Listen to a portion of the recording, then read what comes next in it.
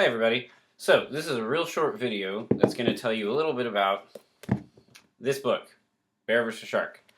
So in theory, you've already read the first 35 chapters, and I would not be entirely surprised if your response is, what the heck is going on here? You wouldn't be wrong to feel that way, and you wouldn't be the first one to feel that way ever either.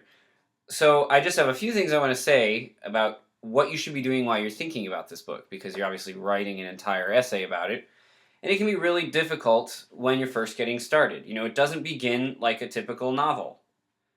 I'm sure you read this first chapter, Parlor Game, and thought, what is going on here? And then we suddenly shift to Mr. Norman.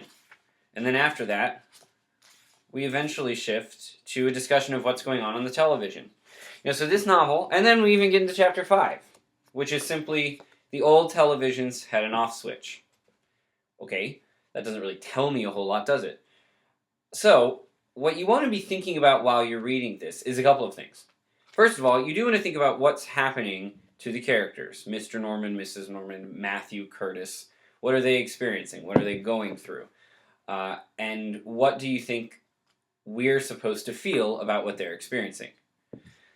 The other thing I want you to think about, too, is why is it possible that Chris Bockelder might be doing what he's doing in terms of how he's telling the story? He could write a story and leave out these interruptive chapters. The Oliver Wendell versus Sherlock chapter, the Some Jokes chapter, all of these different chapters that just sort of interrupt the narrative. Well, why do you think he's doing that? Does it make it hard to follow? Does it feel like your thought process is getting interrupted? And what is the effect of that? Why is that happening? So a couple things you might think about as well is people are really obsessed with this bear versus shark thing in here. Does that reflect or refer to anything that we've experienced in our own lives? Where do you see people becoming obsessed with particular things that make you think, well, this seems really unimportant, but people are strangely, invested in it? Could be any number of things.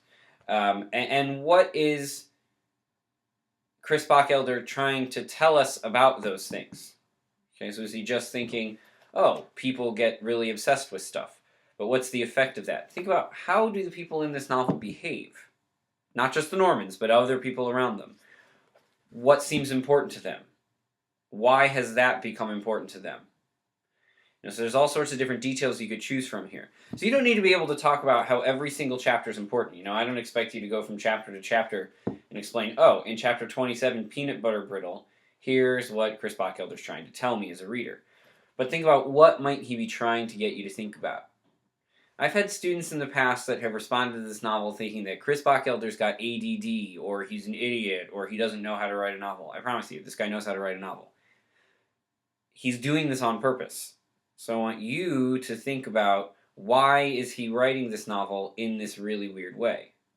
What does that do to you as a reader? What do you experience by being pulled in these different directions? And what might that be trying to be reflective of in the real world? Okay, so as you keep reading, keep that in mind. Think about, what is it that's important to the Normans? Why is that important to them? What are they surrounded by? What are the people in this world surrounded by? What do they end up talking about? What seems important to them? Do we think that's weird that those things are important to them? Are we supposed to be thinking about something in our own lives when we see what's happening here? And so that's what you should be thinking about in this novel. Yes, it's a weird book. It does not follow your typical novel style. Most of you probably never read a book that's very much like this. I haven't really read any other books that are very much like this, and I read a lot. But so that's what you want to be thinking about. Okay, so be keeping note of chapters and moments where you go, oh, you know what? This makes me think of blank. That probably will give you a clue as to what it is Chris Bockelder's trying to do. Good luck.